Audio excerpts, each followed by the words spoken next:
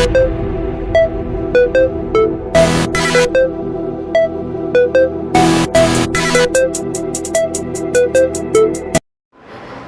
दोस्तों, मैं नीलम शर्मा स्वागत करती हूँ आपके अपने YouTube चैनल फिक्स स्टडी पे। जैसा कि मैं जीएस सब्जेक्ट आपको पढ़ा रही थी, उस दिन मैंने आपको ब्राह्मण ग्रंथ पढ़ाए थे और हमारा जो मेन टॉपिक था वो था प्राचीन भारतीय इतिहास के अध्ययन के स्रोत। जैसा कि मैंने आपको उस दिन ही समझा दिया था कि प्राचीन भारत हमें पता कैसे चलता है कि हमारा प्राचीन भारत कैसा था। तो ये कुछ स्रोत मैं लिखा रही हूँ। मैंने आपको वेद बताए थे, 4 वेद होते हैं, उसमें मैंने आपको खंड खंड करके बताया था और एग्ज़ाम में कैसे पूछता है वैसे भी मैंने आपको समझाया था। उसके बाद में मैंने आपको ब्राह्मण ग्रंथ कराए थे। तो कहीं ना कहीं वेद हों या ब्राह्मण ग्रंथ हों, इनसे हमें पता चलता है कि हमारा प्राचीन भारत कैसा था। उसके देखिए, हम देखते हैं कि प्राचीन भारत कैसा था, आज कैसे थे, हम कैसे कह पा रहे हैं कि वो हमारा प्राचीन भारत था। तो कहीं ना कहीं जो हमने सीखा है, अपनी जो पुस्तकें हैं, जो भी ग्रंथ हैं, जो भी वेद हैं, पुराण हैं, उनसे सब कुछ सीखा है। उसके बाद में हम कह पा रहे हैं कि हमारा प्राचीन भारत ऐसा था और हमने इस स्रोत को इस कंटेंट से पढ़ा है। उसके आगे मैं आज आपको कराती हूँ आरण्यक।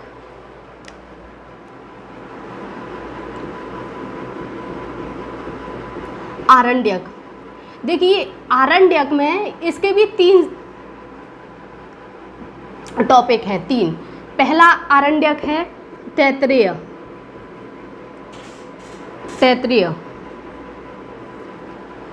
दूसरा है मैत्रायणी।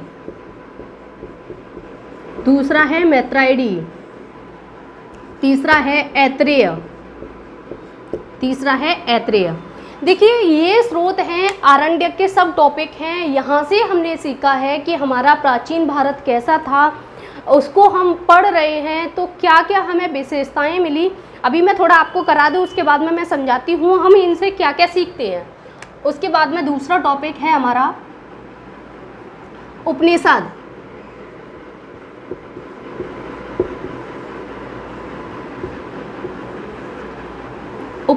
उपनिषद में छांदोग्य,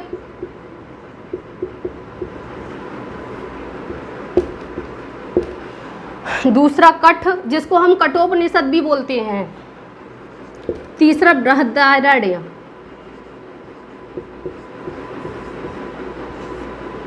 देखिए, ये तो क्योंकि मैं आपको पूरा तैयार करवा रही हूँ इसलिए मैं इस तरीके से पढ़ा रही हूँ। अगर एग्जाम में क्वेश्चन आएगा तो वो देखिए कहाँ से आएगा, उपनिषद पूछता है।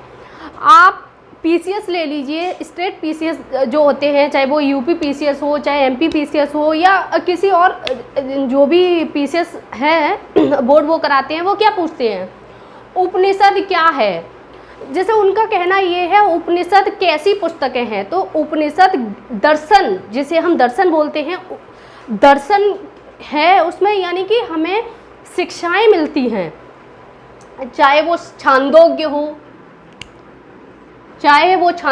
कठोपनिषद हो, बृहदारण्य हो। देखिए, आपने देखा होगा अलग अलग क्वेश्चंस पूछे जाते हैं। देखिए, अब ये सिर्फ मैं आपको बता रही हूँ, इसलिए अभी मैं डिटेल में नहीं करा रही हूँ। मैं आपको सिर्फ एक व्यू दे रही हूँ अभी कि किस तरीके से जब मैं आपको इस चैप्टर में अंदर जाऊँगी, जब मैं कराऊँगी आपको वैदिक सभ्यता, तो मैं आपको समझाऊँगी कि छंदोग्य में क्या है। जैसे हमारे जो भी एग्जाम में पूछता है उस तरीके से मैं आपको डिटेल में बताऊंगी, लेकिन सिर्फ अभी मैं सिर्फ आपको हेडिंग बता रही हूँ।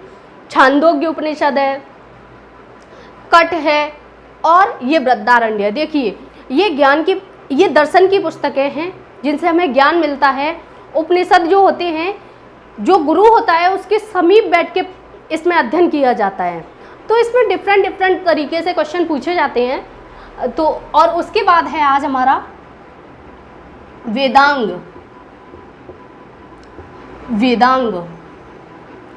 वेदांग में पहला है शिक्षा, दूसरा है कल्प, तीसरा है निरुक्त, चौथा है व्याकरण,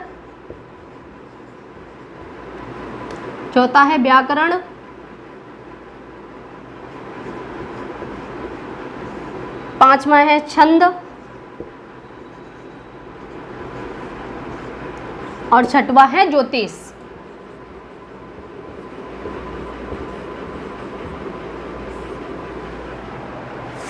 देखिए, आप अभी सिर्फ इन्हें नोट कीजिए।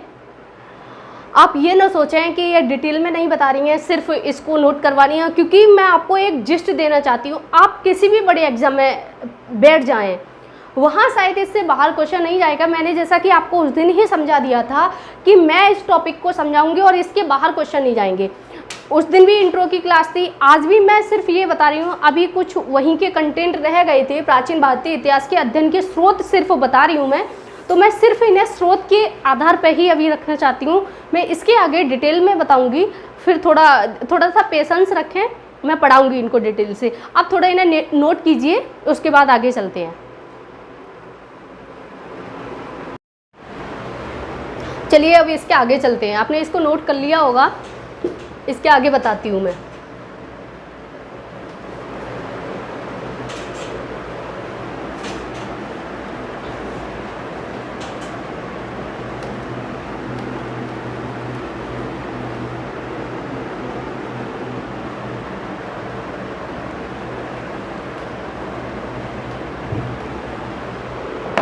इसके आगे है उपवेद, आगे है उपवेद।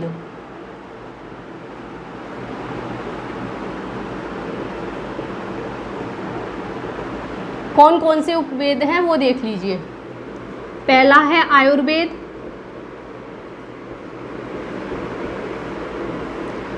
दूसरा है धनुर्वेद,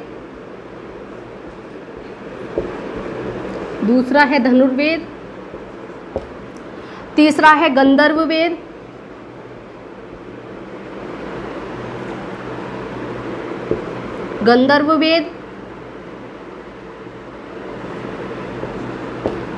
चौथा है शिल्प वेद।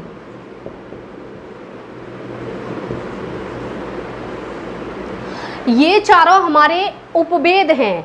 वेद थे ऋग्वेद, यजुर्वेद, सामवेद, अथर्ववेद, लेकिन उपवेद आयुर्वेद, धनुर्वेद, गंधर्ववेद और शिल्पवेद। देखिए यहाँ से क्वेश्चन आते हैं, इन्हें हल्के में न लें प्लीज़, तो इनको थोड़ा ध्यान से देखें। एग्जाम में क्वेश्चन पूछेगा आपसे, आपको आरण्यक दे देगा, तैत्तिरीय दे देगा, मैत्रेयी दे देगा, ऐत्रेय दे देगा, और आपको इनमें से एक उपवेद दे देगा।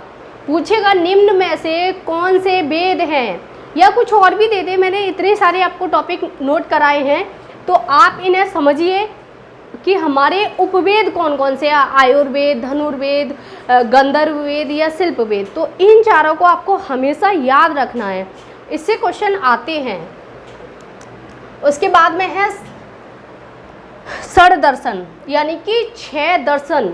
बहुत मान्यता है हमारे यहाँ दर्शन की। देखिए दर्शन की बहुत बड़ी मान्यता होती है। दर्शन ज्ञान की पुस्तकें होती हैं। मैंने अभी थोड़ी देर पहले भी आपको समझाया था, दर्शन हमारे जीवन में बहुत बड़ा योगदान देता है। आप गांधी जी को देख लीजिए, गांधी जी से हम कितना को सीख रहे हैं। मैं गांधी जी की सोच और प्रेजेंट में आपको कंपेयर करके दिखाती हूँ। गांधी जी का दर्शन क्या था? गांधी जी सत्य अहिंसा पर चलते थे, और देखिए सत्य अहिंसा पर चलते थे, सबको पता है, लेकिन और उनकी मानसिकता क्या थी? हमारे यहाँ जो पंचायती राज, जो ग्राम पंचायतों का गठन हुआ, वो भी गांधी जी के कहने पर हुआ। उसके बाद में साफ सफाई पर गांधी जी बहुत ध्यान देते थे, लैंगिक समानता पर बहुत ध्यान देते थे। देखिए उन्होंने कोई दर्शन की पुस्तक नहीं लिखी, लेकिन हम गांधी जी की सोच के माध्यम से गांधी जी के दर्शन को अवश्य ही समझ सकते हैं। गांधी जी सत्य और अहिंसा पर बल देते थे, और उन्होंने उसी सत्य अहिंसा के अपने सिद्धांत के आधार पर भारत को आज़ादी दिलाई। क्या आप गांधी जी का दर्शन नहीं मानेंगे इसको? क्या उनकी सोच नहीं मानेंगे? सोच ही एक दर्शन होती है।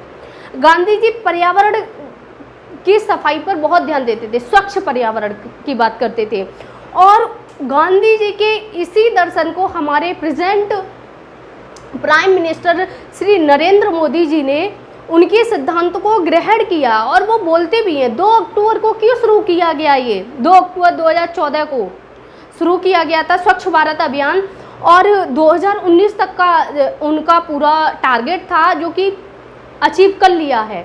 आप इससे अंदाज़ा लगाइए। और वो बोलते हैं जिस भी सभा में जाते हैं, सम्मेलन में, गांधी जी का ये सपना था, सपना यानी कि उनका ये दर्शन था, वो इस पर बल देते थे, उसी के कारण आज हमारा भारत स्वच्छ हो सका है। तो दर्शन हमारे जीवन में बहुत महत्व रखता है।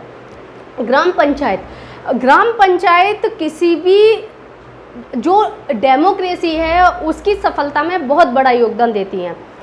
ग्राम पंचायत जो होती हैं लोकल गवर्नमेंट होती हैं, लोकल गवर्नमेंट से अपर गवर्नमेंट तक हमारा प्रशासन कैसे चलेगा ये था। गांधी जी गांवों को समृद्ध बनाना चाहते थे, गांवों को समृद्ध बनाना चाहते थे, क्योंकि भारत चाहे आज भी हम बोल सकते हैं 60 से 70% के बीच में आज भी जनसंख्या गांव में ही निवास करती है। गांधी जी कहते थे भारत गांव में बसता है, और ये सच्चाई है, भारत आज भी गांव में बसता है। हालांकि शहरीकरण बड़े स्तर पर बढ़ रहा है, लेकिन भारत आज भी गांव में बसता है। उनका सिद्धांत था, उनका दर्शन था कि आप अगर भारत को समृद्ध करना चाहते हैं तो गांव का विकास कीजिए। जब आप गांव को समृद्धशाली बनाएंगे, किसानों को मजबूत करेंगे आर्थिक रूप से, और वहाँ स्कूल बनवाएंगे, किसानों की आर्थिक स्थिति अच्छी होगी, स्कूल बनेंगे, पानी की अच्छी सुविधा होगी, सड़क बनेगी, तो कहीं ना कहीं भारत का विकास अपने आप सुनिश्चित हो जाएगा। उन्हीं के सिद्धांत पर, उन्हीं के दर्शन के आधार पर ग्राम पंचायतों का गठन किया गया। तो हम कहीं ना कहीं देख सकते हैं, मैंने आपको गांधी जी का एग्जाम्पल लेके दर्शन को समझाने की कोशिश की। तो दर्शन हमारे जीवन में बहुत महत्व रखता है। दर्शन के कुछ मूल्य होते हैं, अगर हम उन मूल्यों की नैतिकता को ग्रहण करते हैं तो हमें बहुत लाभ होता है और हमारा जीवन सुखमय होता है। देख लीजिए कौन कौन से 6 दर्शन हैं। अभी मैं सिर्फ उनके नाम लिखाऊंगी, फिर डिटेल में, जैसा कि मैंने थोड़ी देर पहले भी बताया, फिर मैं आपको डिटेल में बताऊंगी एग्जाम में कैसे कैसे दर्शन से क्वेश्चन पूछते हैं। षट दर्शन,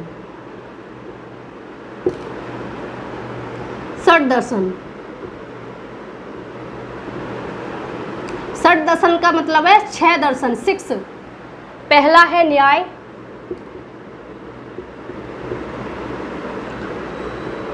दूसरा है योग,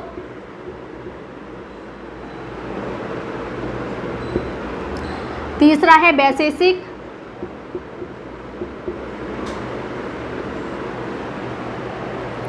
न्याय, योग, वैशेषिक, सांख्य,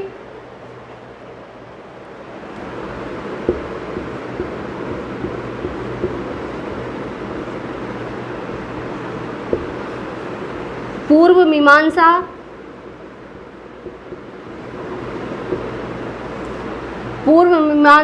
उत्तर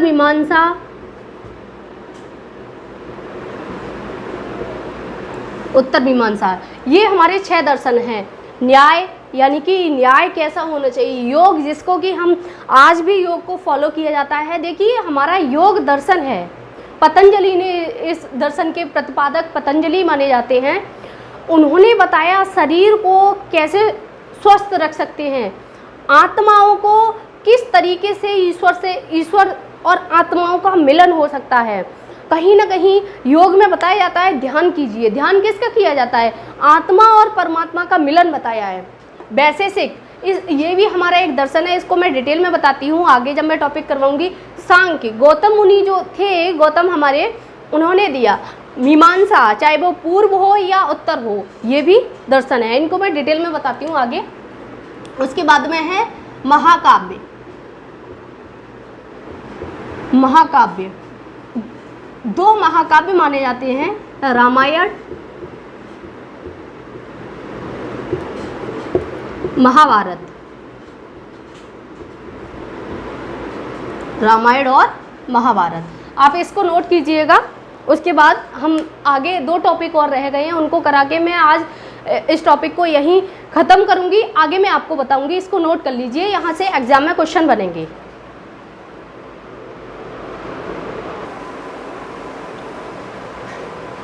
अब आगे चलते हैं, आपने इसको नोट कर लिया होगा। आगे 2-3 टॉपिक और रह गए हैं, उनको और देख लीजिए।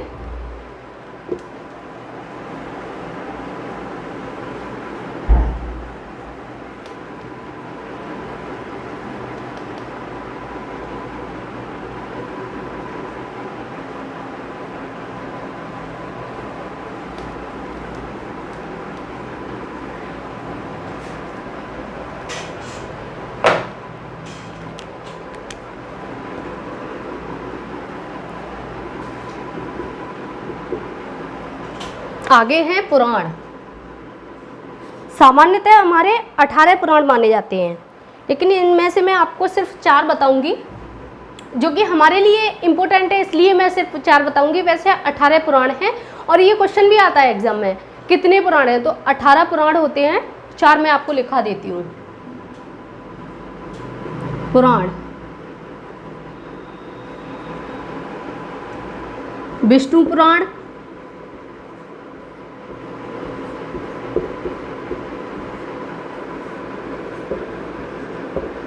भागवत पुराण,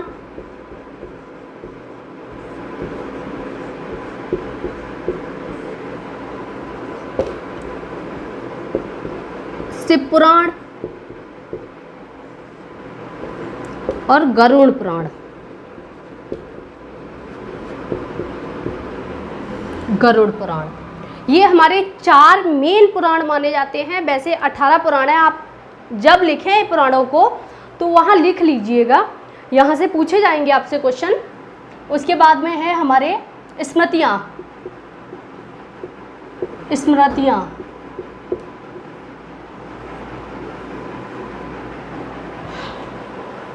पहली है मनुस्मृति,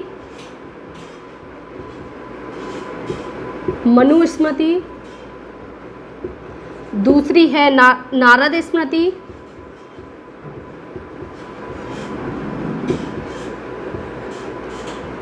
तीसरी है याज्ञवल्क्य। याज्ञवल्क्य।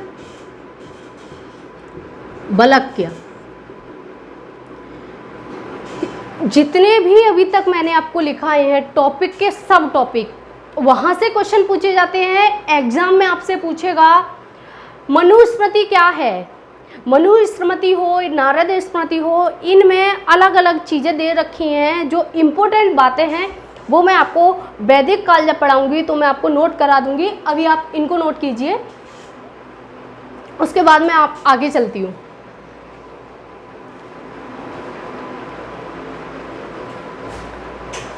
आपने इसे नोट कर लिया होगा, आगे चलते हैं हम।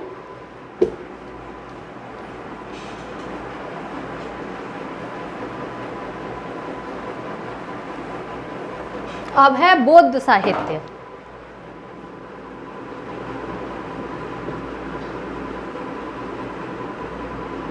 बौद्ध साहित्य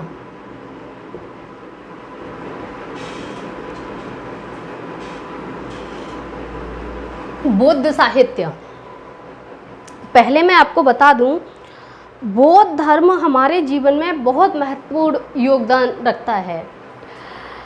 हम आज भी कहते हैं बौद्ध के मध्यम मार्ग पर चलिए, यानी कि बौद्ध ने हमें कुछ ऐसा दर्शन दिया है, कुछ ऐसी नैतिक शिक्षाएं दी हैं जिनके माध्यम से हम अपने जीवन का मार्गदर्शन कर सकते हैं।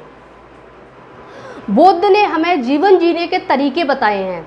बुद्ध ने अपनी शिक्षाओं के माध्यम से हमें जागृत यानी कि जागरूक नागरिक बनाने में महत्वपूर्ण योगदान दिया है। अब हम ये देखते हैं कि हमें बौद्ध धर्म के बारे में जानकारी कहाँ से मिलती है। तो बौद्ध साहित्य है, उसके बारे में थोड़ा सा क्लू ले लीजिए आप। बौद्ध साहित्य पाली भाषा में है, पाली भाषा में है। इनको त्रिपिटक बोलते हैं।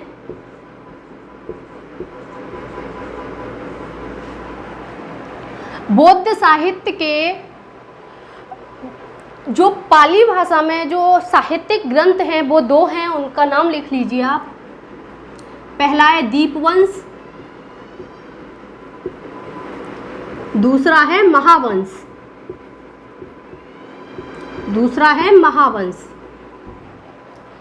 उसके बाद में इनके 3 सिद्धांत हैं, उनको देख लीजिए आप। बोले तो 3 सिद्धांत या 3 पिटक हैं, यानी कि त्रिपिटक जो बोला है, मैं इसी में आपको बता देती हूँ। त्रिपिटक पहला है विनय पिटक।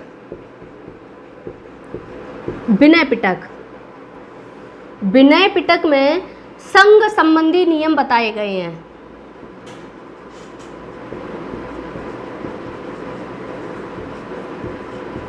संघ संबंधी नियमों के बारे में जानकारी दी गई है विनय पिटक में। दूसरा है आपका, इधर नहीं आ पाएगा तो मैं थोड़ा सा इसको ऐसे करके लिख देती हूँ। फिर है सुत्त पिटक। सुत्त पिटक में धार्मिक सिद्धांत बताए गए हैं। धार्मिक सिद्धांत, धार्मिक सिद्धांत। तीसरा है धम्म पिटक।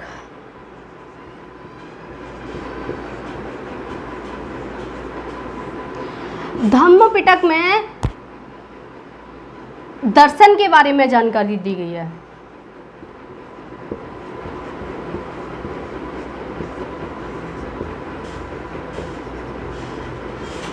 दर्शन के बारे में जानकारी दी गई है।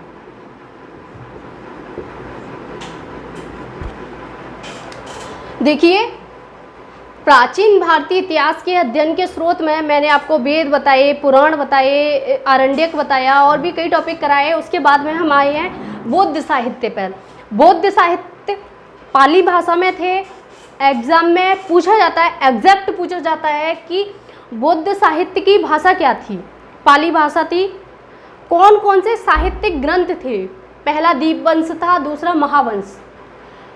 इनको क्या बोला जाता है? जो हमारे ग्रंथ हैं उनमें साहित्य, जो बौद्ध साहित्य है उसको क्या बोला जाता है? उसको त्रिपिटक बोला जाता है। त्रिपिटक इसलिए बोला जाता है क्योंकि ये 3 पिटक हैं। पहला विनय पिटक, संघ संबंधी नियमों के बारे में बताया गया है।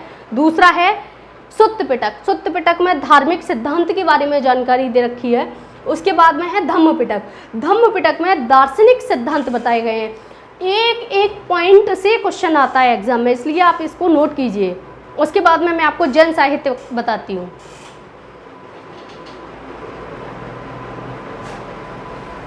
आपने बौद्ध साहित्य को नोट कर लिया होगा, आगे मैं आपको जैन साहित्य बताती हूँ।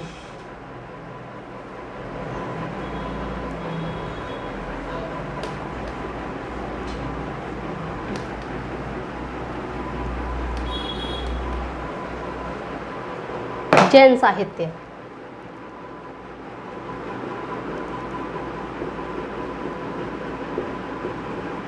जैन साहित्य। जैन साहित्य प्राकृत भाषा में थे। प्राकृत भाषा थी इनकी। इनको जो साहित्यिक स्रोत हैं उनमें आगम बोला जाता है।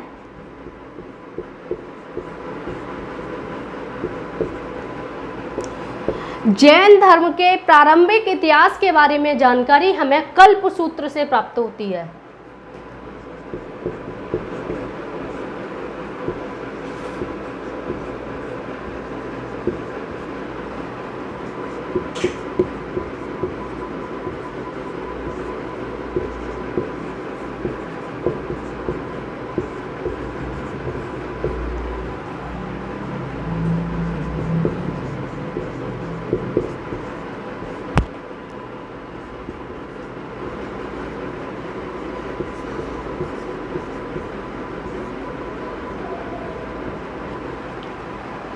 आज हमारा प्राचीन भारतीय इतिहास के अध्ययन का स्रोत का ये लास्ट टॉपिक था, जैन साहित्य। जैन साहित्य की जो लैंग्वेज होती थी वो प्राकृत भाषा हुआ करती थी।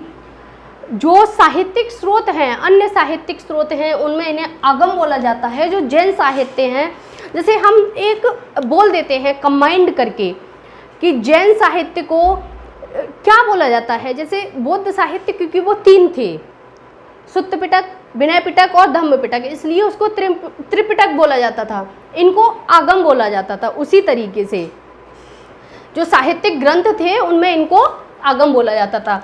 जैन धर्म के प्रारंभिक इतिहास के बारे में जानकारी हमें कल्प सूत्र से प्राप्त होती है। यानी कि जैन धर्म का प्रारंभिक इतिहास क्या था, उसकी धार्मिक विशेषताएं क्या थीं, उन्होंने हमें शिक्षाएं क्या दी थी, इसकी जानकारी एक हमारी कृति है कल्प सूत्र, उसके माध्यम से पता चलती है हमें। मैंने आपको प्राचीन भारतीय इतिहास के अध्ययन के स्रोत का जो पूरा टॉपिक था वो कंप्लीट करा दिया है। यहाँ से हर एग्ज़ाम में, बड़े से बड़ा एग्ज़ाम हो, छोटा से छोटा एग्ज़ाम हो, जहाँ तक कि मैं यूपीएससी तक की बात कर रही हूँ, वहाँ से क्वेश्चन उठते हैं। यूपीएससी के फेवरेट टॉपिक है ये। इसीलिए जो वनडे एग्ज़ाम है वो क्योंकि यूपीएससी को कॉपी करते हैं और वहाँ से क्वेश्चन बनाते हैं। बौद्ध साहित्य हो, जैन साहित्य हो, यहाँ से जितना मैंने आपको लिखा दिया है 100% उससे क्वेश्चन आता है। इसलिए आप इसको थोड़ा ध्यान से देखिए। कुछ नहीं पूछेगा, वो आपसे पूछ लेगा जैन साहित्य की भाषा क्या थी। जैन साहित्य को ये क्वेश्चन आए हुए हैं, मैं जहाँ तक कि पीसीएस में क्वेश्चन आए हुए हैं। जैन साहित्य को जो एक कंबाइंड नाम था, जैन साहित्य को अन्य साहित्यिक ग्रंथों में क्या बोला जाता है? आगम बोला जाता है। इनके बारे में हमें प्रारंभिक जानकारी कहाँ से मिलती है? कल्पसूत्र से। आज हमारा टॉपिक प्राचीन भारतीय इतिहास के अध्ययन का स्रोत यहीं खत्म होता है। आगे मैं आपको अन्य टॉपिक लेकर के हाजिर होंगी। और प्लीज़ अगर आपको हमारा ये वीडियो पसंद आया तो इसको लाइक कीजिए, चैनल को सब्सक्राइब कीजिए। नमस्कार।